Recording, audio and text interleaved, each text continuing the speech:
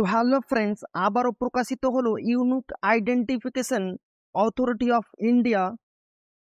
সেখানে কর্মী নিয়োগ করা হচ্ছে। তো কি বলা হয়েছে স্টেপ বাই স্টেপ দেখব। তো প্রতিনিয়ত চাকরির আপডেট পেতে হলে অবশ্যই আমাদের চ্যানেলটিকে সাবস্ক্রাইব করবেন এবং আমাদের পাশে থাকবেন। তো চলেন স্টেপ বাই স্টেপ দেখব সেখানে কি বলা হয়েছে।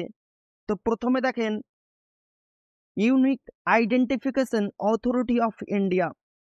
এখানে দেখেন সাবজেক্টে কি বলা হয়েছে, ইনভাইটিং অ্যাপ্লিকেশন অন ডেপুটেশন। ভারতের সমস্ত যোগ্য ক্যান্ডিডেটের আবেদন চাওয়া হয়েছে।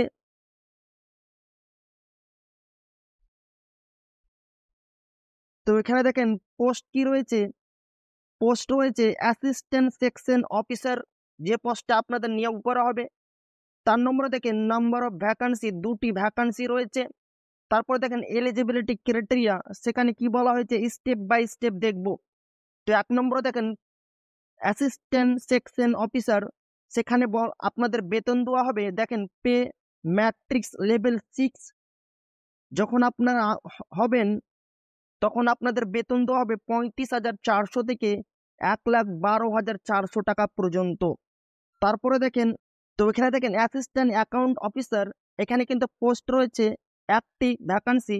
এবং এখানে করে দেখেন পে ম্যাট্রিক্স লেভেল 8-এ যখন আপনারা আসবেন আপনাদের বেতন দেওয়া হবে 47,600 থেকে 1,51,100 টাকা পর্যন্ত।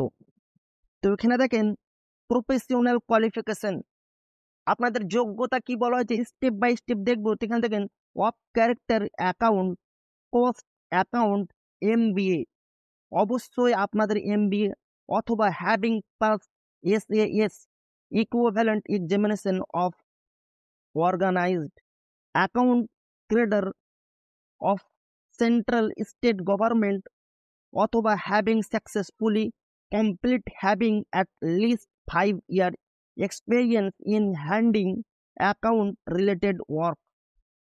তো এখানে কি বলা হয়েছে MBA ফাইন্যান্স এর পেশাগত যোগ্যতা অথবা কেন্দ্রীয় রাজ্য সরকারের সংগঠিত অ্যাকাউন্টস ক্যাডারের SAS সমমান পরীক্ষায় উত্তীর্ণ হওয়া অথবা ISTM দ্বারা আয়োজিত নগদ ও অ্যাসিস্ট্যান্ট পরীক্ষা সফলভাবে সম্পূর্ণ করা অথবা অ্যাকাউন্ট সংক্রান্ত কাজ পরিচালনায় কমপক্ষে 5 বছরের অভিজ্ঞতা আপনাদের থাকতে হবে। এখানে দেখেন 5 years বলাই হয়েছে এবং আপনাদের বয়স বলা হচ্ছে 56 বছরের মধ্যে আপনাদের যদি বয়স হয় তাহলে আপনারা এখানে অনায়াসে এই 2 ভ্যাকান্সি যেটি রয়েছে সেখানে আপনারা অনায়াসে আবেদন করতে পারবেন। এবং এখানে বলা হয়েছে only officer who have complete at least 3 years of government service anew apply.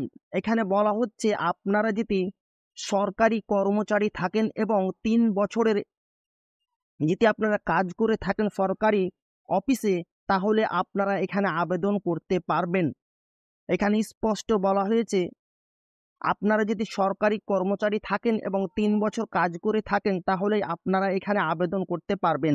এবং এখানে দেখেন facilities available two offers of UIDAI, আপনারা যারা ক্যান্ডিডেট হবেন চাকরি পাবেন তাদের ফ্যাসিলিটি থাকবে, মেডিকেল ফ্যাসিলিটি সমস্ত রকম যা যা দরকার আপনাদের সমস্ত রকম আপনাদের ফ্যাসিলিটি দেওয়া হবে।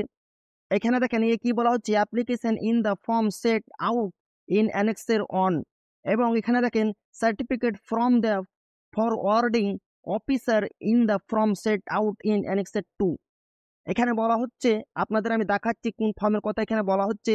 এবং এখানে দেখেন আপনাদের কিন্তু অনলাইনের মাধ্যমে নয়, অফলাইনের মাধ্যমে আপনাদের কিন্তু সমস্ত ডকুমেন্টস পাঠাতে হবে। এখানে দেখেন identification authority of India, regional officer, 7th floor, MTNL telephone exchange, GD Somani Marg off Parade Colaba Mumbai.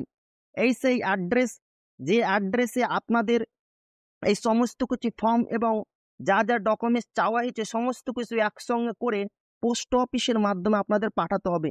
এবং এই সেই ফর্ম, যে ফর্ম এখানে দেখেন অ্যানেক্স অন, এই সেই ফর্ম, যে ফর্ম আপনাদের পোস্ট অফিসের মাধ্যমে কোথায় পাঠাতে হবে এখানে দেখেন এই সেই অ্যাড্রেস, যে অ্যাড্রেসে আপনাদের পাঠাতে হবে। তো আমার ভিডিওর ডেসক্রিপশন বক্সে আমি পিডিএফ লিঙ্ক দিয়ে দেবো, সেখান থেকে গিয়ে আরও আপনারা স্টেপ বাই স্টেপ দেখবেন। তো ভালো লাগলে অবশ্যই চ্যানেলটিকে সাবস্ক্রাইব করবেন এবং আমাদের পাশে থাকবেন। হ্যাঁ, কিন্তু এখানে লিখিত পরীক্ষার ব্যাপারে কিন্তু কিছু বলা নেই।